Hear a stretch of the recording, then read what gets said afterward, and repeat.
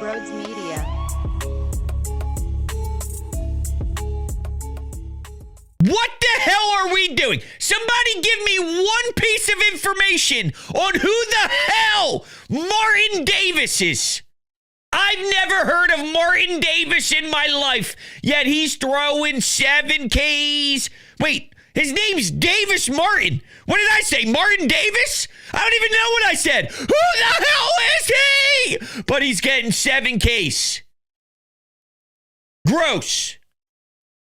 After Bryce's hustle double to give us a 2-rip lead, I thought, here we go. We'll just continue to pound a squad that absolutely sucks.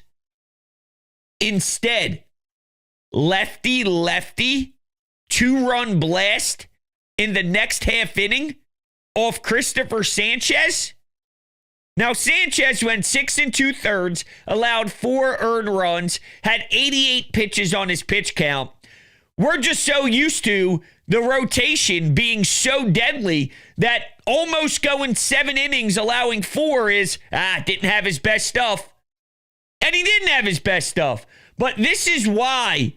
And I remember, I hate that I'm doing this, but when Sanchez threw his complete game and everyone's like, this is why I feel so great in the postseason. Wheeler and him, 1-2 punch, you can win any game. And I was so happy because I enjoyed the game for what it was. I was bothered that I even went down this path, but that's where it took me. And I go, yeah, but then you forget that, listen, they are human. Zach Wheeler is not pitching his best over the last couple of starts. Sanchez, beatable in this one. Luis Robert, opposite field. He took it to right field. It was unbelievable with the catch that he made out in center as well. I think he knows Dave Dombrowski's watching. I think he knows there's an opportunity to get out of that hellhole. And as long as he balls out and shows Dave Dombrowski that he's got some juice in the tank, then maybe there's something to that. But you can't just rely on that type of elite pitching to carry you through the way. Of course, you need it if you want to be a squad that has even a chance. Of course, you need it. But it can't just be your entire personality. It's impossible to maintain it. Think about this. Right? Here's another way to put it in perspective. They are 24-24 in their last 48. How great has their starting pitching been this year? Incredible. It's been amazing. 500 baseball. 500 baseball. You need so much more than that. And I don't want to discredit the power that you bring when you have these type of elite dogs on the bump. And they can absolutely win you playoff games consistently. And I don't want to devalue what they've done all year. But again, to look at the big picture, they've been excellent for a long time. And this team has been playing 500 baseball with that. 7 innings, complete games. And then at the end of the day, 24-24. That's extremely disappointing. So I'm not really mad at Sanchez for this one. Couple of home runs. I don't like how quickly the game was tied after the 2-rip lead. But you need more from your offense. Trey, couple of Ks, a ground out into a double play. And what else was there? Nick Castellanos, JT Realmuto, hitless. It was Kyle Schwarber, who they wanted nothing to do with. Bryce Harper with a couple of knocks. And then from there, the meat and potatoes of your lineup went super quiet. It can't happen against this group. And I don't want to hear any excuses that this isn't New York and we're coming from Yankee Stadium and there was so much energy that was in that ballpark. And even with the Phillies fans there was just something about the nature of being in New York City and the Bronx. And yeah, but your job is to go compete against the White Sox and not just win the series. These are the type of series that you got to sweep. These are the type of series that you got to take all 3 in commanding fashion. Now, I'm probably going to sit here and rip them to death, and then they win the next two, and it's another series win, and blah, blah, blah, blah, blah. But still, it's a very disgusting taste in my mouth, knowing that I got to hear Rob Thompson bring up the fact that they got in late last night. They're playing the White Sox. The White Sox suck.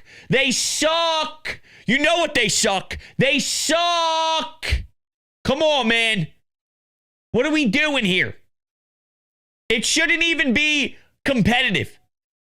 It should be blown out of proportion by the fifth inning to the point where guys that aren't even worthy of pitching normally are in the game because it's that much of a straight up beatdown. It's crazy. I want it to be Bryce Harper and Rob Manfred's face. Get the fuck out of my clubhouse. That type of beatdown. Now, what is my thought on that? Listen. I got to do some more digging on everything of the letter of the law on what's going on here. I know salary cap talk and this and that, and there's so many layers to this. Part of me is like, all right, Bryce, that's cool. But the other part of me is, the $330 million men think a lot differently than the Weston Wilsons and the Bryson Stotts and the Alec Bohms and, those type of cats. I mean, there's layers to what type of baseball player you are, and certain teams having floors, because they're not spending, not certain teams, we're all having floors, but the cap floor would then help out so teams don't have the dysfunction that they have. That stuff, nah. Well, we probably won't have baseball after 2026 or whatever it is my point. Yeah. I know. Well, Bryce Harper, speaking of Bryce, I guess he's very open to playing the outfield if need be. Or if Kyle Schwarber has to play left. Makes you wonder on what type of swing they're going to take. It's another day, and it's another day where I have no feel. There's 75 different rumors on exactly what's happening. Apparently, they're in the mix for Kwan. They're in the mix for Suarez. And, I laid out this whole scenario on yesterday's show or 2 days ago. And I brought up the fact that something smells fishy. And then I was laying in bed that same night. And I thought to myself, am I getting punked? Am I getting straight up fooled? The truth is, all these rumors, it's a bunch of BS. It's a bunch of, they're just throwing smoke out there and they're just playing the game. They're leveraging the media to sell a certain narrative. I don't know if it smells fishy. I don't know if I believe that. You know what? I don't know if I do. I think it's as simple as they want it to look as if they are in on everyone, but they're not really in on everyone. They're checking in. Big difference between checking in and being in. I don't think they're as in on all these big names as they make it out to be. They may be low price, high reward, like a Luis Robert. Now, the White Sox are playing Tommy Toughnuts, and we're not going to take anybody's prospects that we don't feel, blah, blah, blah, blah, blah. We'll pick up the option on his contract and blah, blah, blah, blah, blah. But that's all part of the game. And they are so stupid of a franchise that maybe they will end up just holding on to him because they don't value certain players a certain type of way and they overvalue him and whatnot. But whatever. Listen, my overall point is I think they want, and they being the Phillies front office, the narrative to be that they are absolutely thinking about making something massive go down. But in reality, they're not. And I hope I'm wrong, but that's where I've settled into this. It's been a lot of conflicting emotions over the last 48 to 72 hours, and unfortunately, we still got a few more days left to go. So Wednesday, Thursday, it's going to be up and down and wild and anxiety-filled, and the stomach is turning, and you're going to be waiting, scrolling on Twitter every 5 seconds until you get a Jeff Passan bomb or a Bob Nightingale, John Heyman bomb, and you're just praying that it's something significant.